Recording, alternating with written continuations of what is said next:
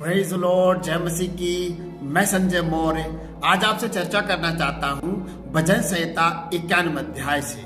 और मैं ये बताना चाहता हूँ भजन संहिता 91 अध्याय एक भजन है और ये भजन सुरक्षा के लिए गाया गया है और ये यात्रा का गीत है। उस समय जब इजरायली गुलामी से छूटकर अपने देश जा रहे थे तो अपने देश सुरक्षित पहुंचने के लिए और रास्ते में कोई बाधा नहीं होने के लिए वे परमेश्वर की सहायता मांग रहे थे। परमेश्वर की सहायता मांगने के लिए यात्रा का गीत है भजन संहिता 91 अध्याय।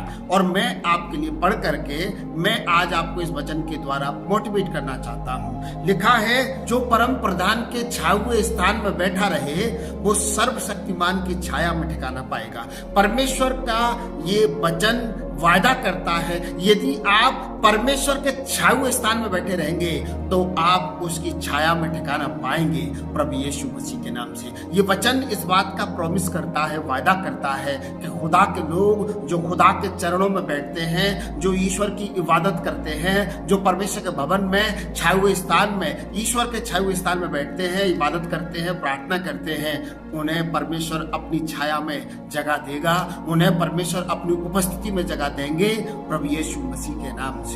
और लिखा है, 3 आयत पढ़ रहा हूं, लिखा है, वह तुझे बहेलियों के जाल से और महामारी से बचाएगा, वह तुझे अपने पंखों की आड़ में ले लेगा और तू उसके परों के नीचे शरण पाएगा।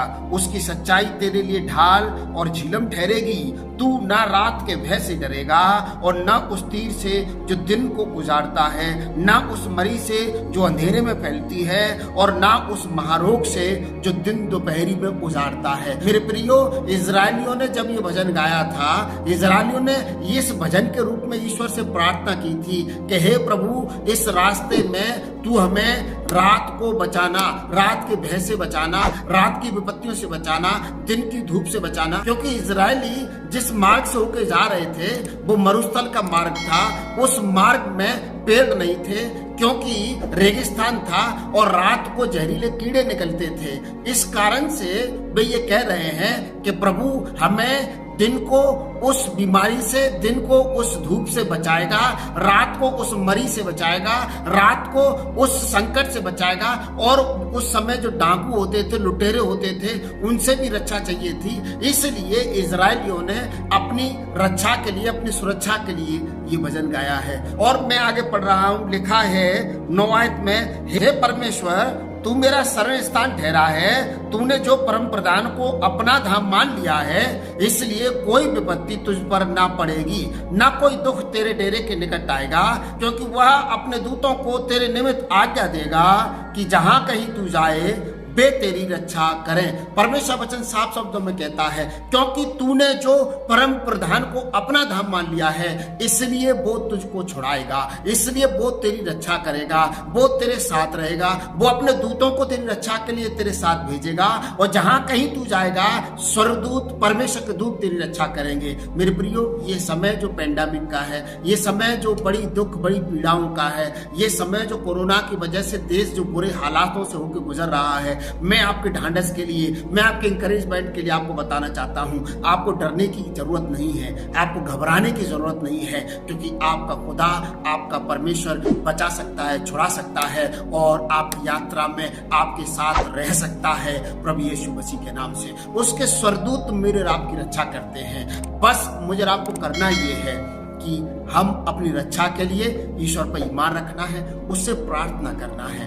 और मेरे प्रियो, मैं आपको ये बताना चाहता हूं, हम हर एक प्राणी, हर एक मनुष्य यात्रा में है और यात्रा में जितना कम बोझा होगा यात्रा उतनी स्मूथ रहेगी। जो लोग अपनी यात्रा में ज्यादा से ज्यादा बोझा लेके जाते हैं, वे लोग जो ज्यादा से ज्यादा लगेज लेकर के अपनी यात्रा पूरी करना चाहते हैं, उनकी यात्रा बहुत कठिन हो जाती है, उनकी यात्रा बड़ी दुखदायी होती है। तो यदि आप नहीं चाहते हैं कि आपकी इस यात्रा में दुख ना हो, यदि आप नहीं चाहते हैं कि आपकी इस यात्रा में समस्याएं ना हो, तो आपको कम से कम बोझा लेना है। आप अपने दिल से, आप अपने दिमाग से, आप अपने विचारों से बोझ को, भय को, डर को दूर कर दीजिए और चिंता का भय और चिंता का बोझ और समस्याओं का बोझ मत लेकर के चलिए। बुराई का बोझ अपने जीवन में मत रखिए, ये सब बोझा है, स्वर्गीय यात्रा में ये कठिनाई पैदा करेगा। इसलिए यदि आप अपनी यात्रा को स्मूथ तरीके से पूरा करना चाहते हैं, आरामदायक यदि आप अपनी यात्रा को पूरा करना चाहते हैं, परमेश्वर से मिलना चाहते हैं,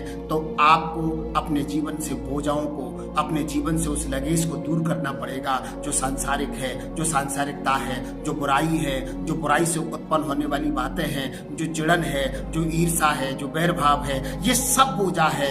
और वे लोग जो कोरोना से डर रहे हैं, मैं आपको बताना चाहता हूं, आपको खुदा से डरने की जरूरत है, कोरोना से डरने की कतई जरूरत नहीं है। और यहाँ साफ शब्दों में लिखा है, तूने जो परम प्रधान को अपना धाम मान लिया है, इसीलिए कोई विपत्ति तेरे डेरे के निकट नहीं आएगी, इसलिए कोई दुख तेरे ऊपर नहीं आएगा। यदि आप अपना विश्वास ईश्वर पर रखे हुए हैं, मेरे प्रियो, बीमारी को बड़ा मत बनाइए। वे लोग जो बीमारी को बड़ा बना लेते हैं, उनके लिए खुदा छोटा हो जाता है, और जिनके लिए खुदा छोटा है तो उनकी बीमारी जा ही नहीं सकती है। कोरोना खुदा से बड़ा नहीं है। किसी भजनकार ने बहुत अच्छा गीत गाया है, ये मत कहो खुदा से कि मेरी मुश्किलें बड़ी हैं, पर मुश्किलों से कह दो मेरा खुदा बड़ा है। मेरे प्रियो, आपका खुदा बड़ा है, आपका खुदा चमत्कारी है, आपका खुदा मृतकों में से जी उठा है, मुर्दों को जलाने वाला परमेश्वर है, बीमारों को चंगा करने वाला परमेश्वर है।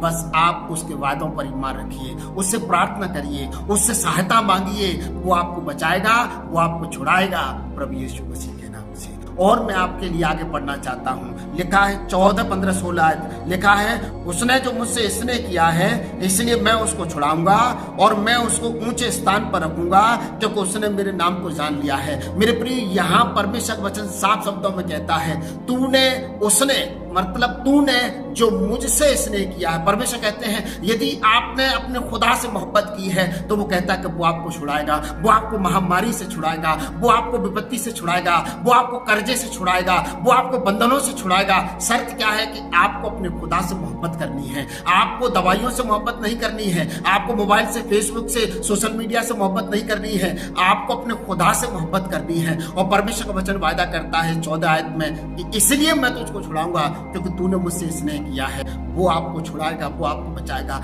अपने खुदा से मोहब्बत रखिए। और 15 आयत में लिखा है, जब वह मुझको पुकारे तब मैं उसकी सुनूंगा, संकट में मैं उसके संग रहूंगा, मैं उसको बचाकर उसकी महिमा बढ़ाऊंगा।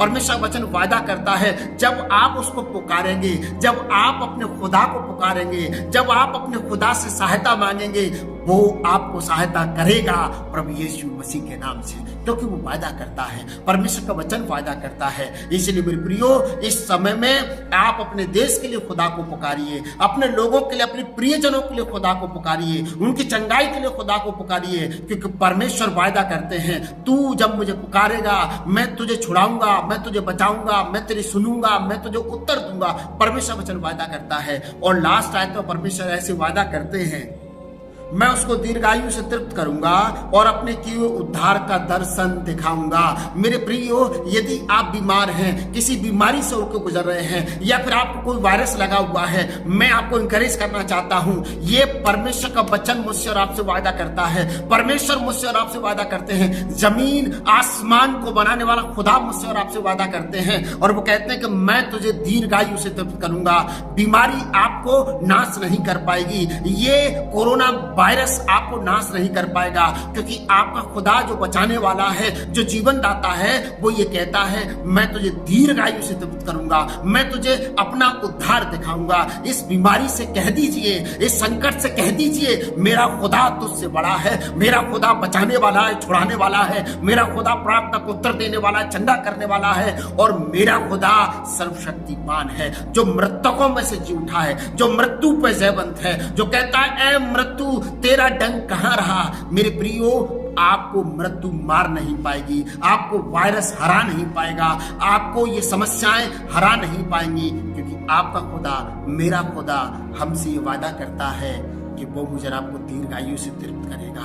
दीर्घायु आपकी और मेरी है। समस्याओं को देख करके नहीं डरना है, आपको अपने खुदा से डरना है, क्योंकि आपका खुदा जीवन दे सकता है। इसलिए आप उसके वायदों पर विश्वास करिए, आप उसके वायदों पर ईमान लाइए और प्रार्थना करिए। आप बचाए जाएंगे, आप छुड़ाए जाएंगे प्रभु यीशु मसीह के नाम से। और यदि आपको इस संदेश के द्वारा आशीष मिली हो, इंकरेज मिला हो, तो मैं आपसे यही आग्रह करना चाहता हूं कि मेरे सपोर्ट के लिए आप हमारे चैनल को सब्सक्राइब करें, बेल आइकन दबाना ना भूलें और इस वीडियो को लाइक करें। ईश्वर आप सभी को बहुत आशीष दे। God bless you.